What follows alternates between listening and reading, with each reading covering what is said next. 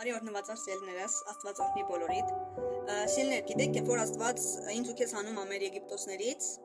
հանում է գերության երկրից, շատ անգամ պայքարը ոչ թե թշնամու հետ է, այլ շատ անգամ իմ ու քո պայքարը հետ վերադառնալու գայթակղությունն է, որովհետև Իսրայել ժողովուրդը վախի պատճառով ցանկացավ վերադառնալ ստրկության, ցանկացավ վերադառնալ Եգիպտոս, որտեղից Աստված իրեն հանել էր։ Գիտեք ինչու, որովհետև ազատության ճանապարհին նրանք գտնվում էին ուրեմն անապատում։ Բայց գիտեք Մովսեսը ինչ է պատասխանում։ Ասում է՝ մի վախեցիր, որովհետև Տերը պիտի պատերազմի քեզ համար։ Ու գիտես սիրելիներս, այս խոսքը ինձ ու քեզ հիշեցնում է մի բան, որ եթե այսօր քեզ թվում է, որ դու փակուղում ես, դիմացը չի երևում, առջևում աներևակայելի բաներ են երևում, Աստված էլ քո իրավիճակի մեջ, քո փակուղու մեջ, քո անապատի մեջ, քո դժվարության մեջ գործում է։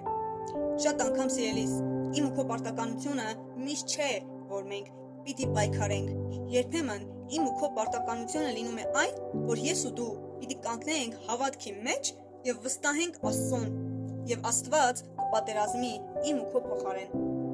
Եվ եթե այսօր դու քո կյանքում տեսնում ես եգիպտացիներին, ինչպես Իսրայել ժողովուրդն իրենց կյանքում տեսնում էր եգիպտացիներին, իսկ եգիպտացիները սիրելիս կարող են այսօր լինել քո հին կյանքը, քո մեղքերը, քո անցյալը, քո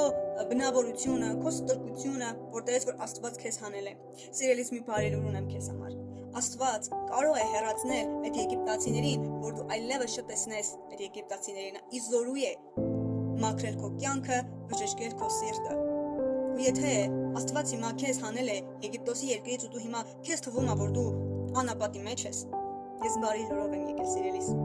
Աստված պիտի պատերազմի քեզ համար, իսկ դու հանգիստ եղիր։ Տերը օրհնի